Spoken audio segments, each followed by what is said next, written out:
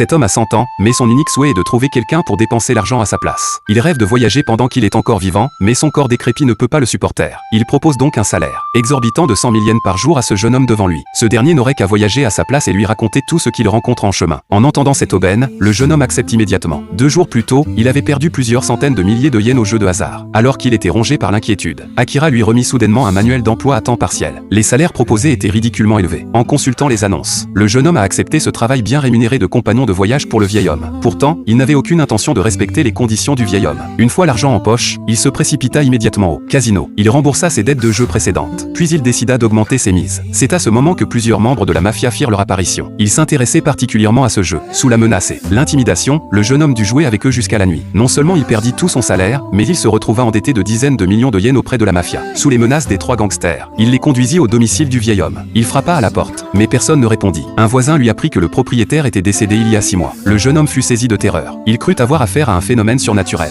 De son côté, Akira versa au vieil homme ses 100 000 yens de salaire pour cet emploi à temps partiel. En réalité, se moquer du jeune homme était également un travail qu'Akira lui avait assigné. Le vieil homme était perplexe. Il demanda à Akira quel avantage il en tirait en agissant ainsi. Akira répondit qu'il n'en tirait aucun bénéfice. Il aimait simplement ces petits jeux qui testaient la nature humaine. À l'extérieur retentissaient à présent des bruits de bagarre. Le jeune homme, incapable de rembourser sa dette, subissait une volée de coups de la part de la mafia. La leçon est claire, même pour un emploi à temps partiel. Il ne faut pas bâcler le travail. Tout travail rémunéré mérite d'être pris au sérieux et réalisé avec diligence.